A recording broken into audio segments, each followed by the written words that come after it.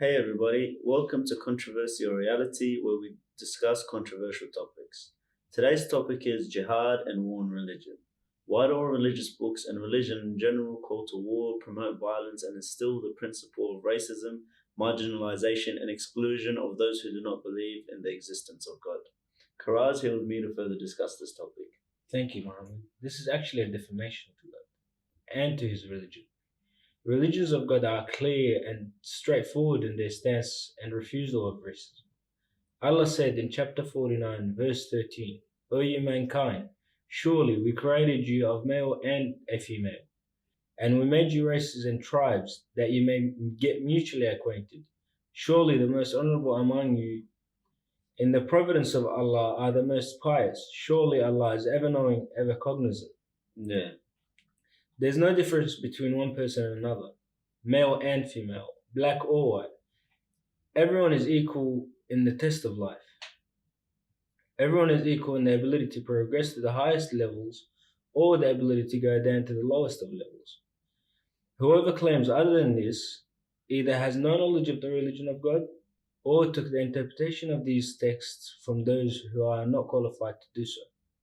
But there are many verses in the religious books that call to war and violence against others, especially those who disbelieve.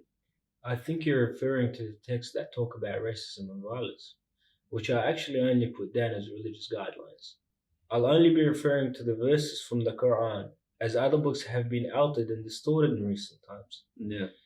And they mention texts about the Prophet which are completely untrue and which go against human morality. The texts in the Quran, which some believe instigate racism and marginalization, are not a set of rules which define what a Muslim is, or which by every Muslim needs to live his life by, but rather they are guidelines which they have to believe in as a Muslim. Yeah. The first of which are the submission to God and the ones appointed by Him.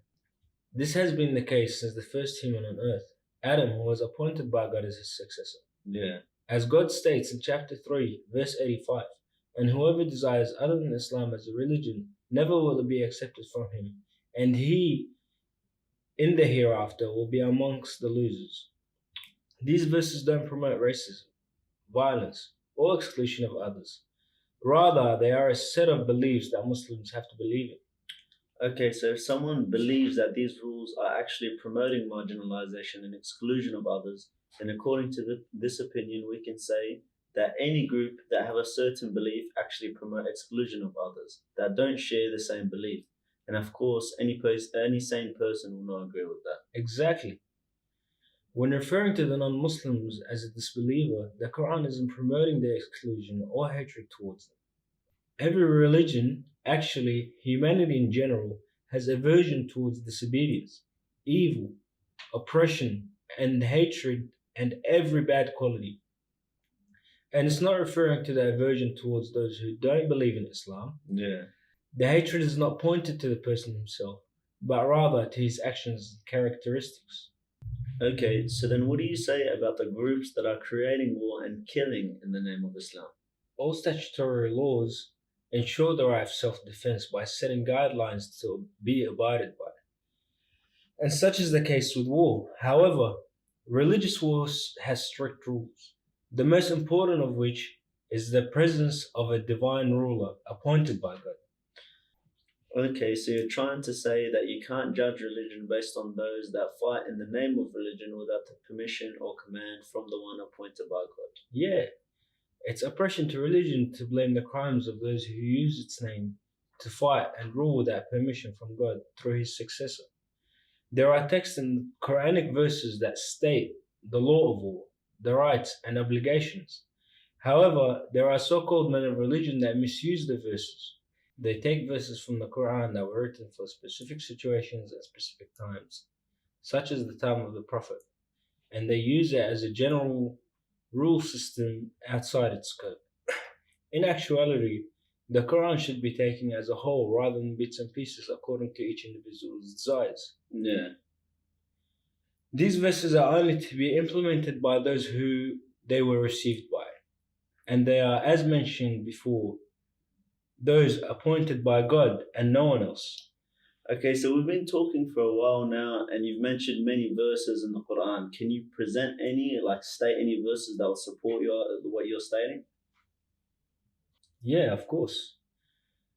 Well, whoever revises the Quran will realize the following. First, a text very clearly stating, chapter 2, verse 190.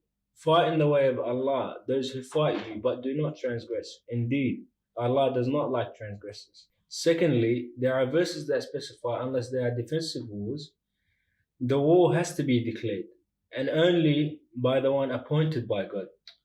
Okay. Thirdly, there are verses that specify the laws, the rights and behaviors during war, which to those who don't believe in the Quran regard as general rule.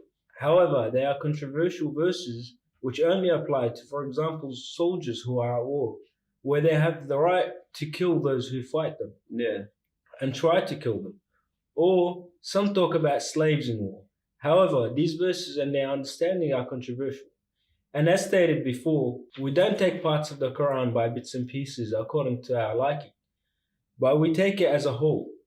And the fact of the matter is that the Quran clearly states we do not start war and transgress against others, but only fight those who fight you. Okay, thank you very much, Karal, for the discussion. It was very informative. Thank you for having me. To conclude this episode, what we learned today is that contrary to popular belief, the Quran doesn't call to war and violence from Muslims. Rather, it's only in cases of self-defense or when God himself declares a war through his successor. Thank you all for watching. Tune into another episode of Controversy or Reality for another controversial topic.